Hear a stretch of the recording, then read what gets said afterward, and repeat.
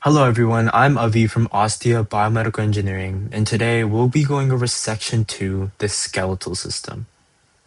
Today we'll be introducing the fundamentals of the human skeletal system and explain how understanding bones and joints lay the foundation for biomedical engineering, prosthetics, and improving quality of life. Let's first look at the overview of the skeletal system. The adult human body has 206 bones, and while babies are born with around 270 bones that gradually fuse together as they grow. Our skeleton does much more than simply support our body. It protects vital organs, stores important minerals like calcium, produces blood cells while inside the bone marrow, and allows us to move with the help of our muscles. As you guys can see here, the support, movement, mineral storage. We're going to have protection, blood cell production, and so on. The main factor that we want you guys to understand and remember is that the bone is living tissue and it's constantly breaking down and rebuilding throughout our lives.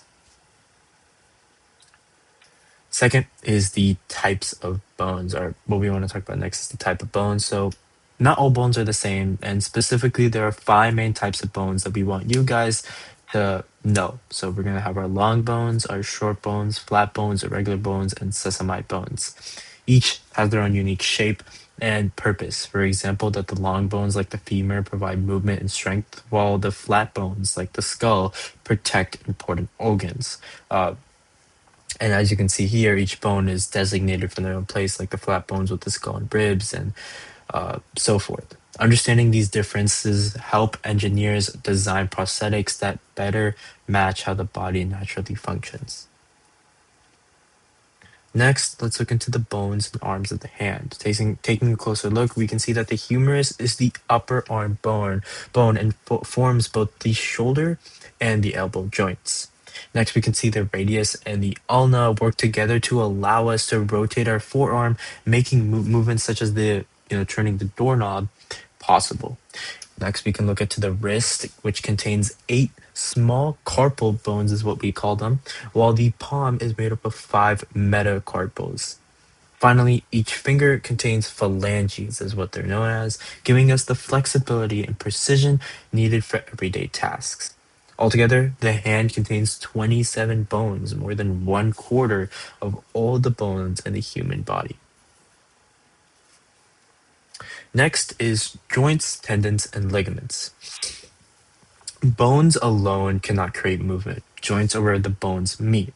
Different joints allow different types of motion. As you guys can see here, the arm and then a leg. For example, the elbow is a hinge joint allowing bending and straightening, while the wrist is a different type of joint that allows movement in multiple directions. Tendons connects muscles to bones, transferring force that creates movement.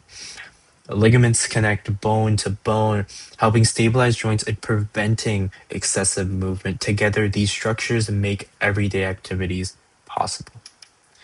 And lastly, guys, what we're going to talk about in this section is what happens when a limb is lost. So, this can be through various methods or ways, but what we can think of as two examples are diseases or, an accident. And when this occurs, essentially what happens is you'll have the prosthetic arm probably made for you definitely and has to fit obviously you. And then as you can guys can see here, the myoelectric sensors. This is the key part.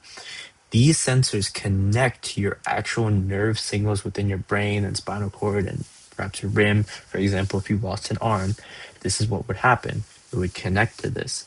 Obviously, this process is going to be a long time and to get everything, but this is basically what happens. I know all this text here and everything can be overwhelming, but this is essentially just the summary and what we want you guys to remember and know about Ostia. But yeah, this summarizes the section 2, and I can't wait, guys. Wait to see you guys again. Thank you.